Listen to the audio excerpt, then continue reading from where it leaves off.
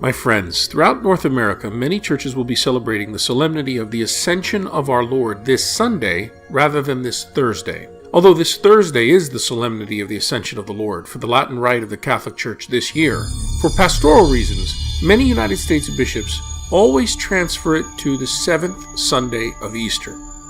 So, whether Thursday or Sunday, the common lectionary gospel gives the curious reading of Luke chapter 24, verses 46 through 53.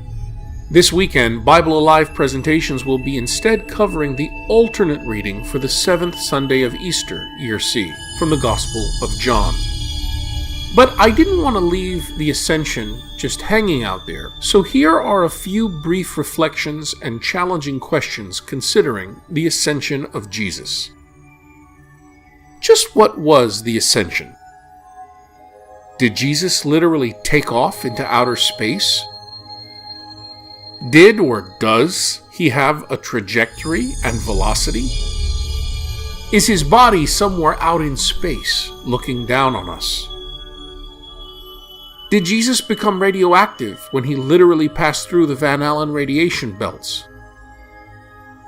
Can we pick him up on the Hubble Space Telescope? In other words, is the Ascension of Jesus a spatial reality? A kind of space travel? Is it a physical reality? And is the Ascension like any other historical event? What exactly was the time of the Ascension anyway? Many Christians in the pews would quickly answer 40 days after Easter. But analysis of the New Testament shows us that dating the Ascension is troublesome.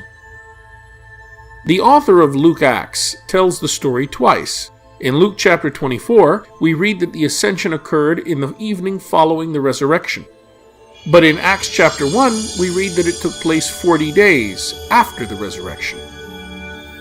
John chapter 20 does not describe it, and yet it can be interpreted as having happened sometime between his garden appearance to Mary Magdalene and verse 22.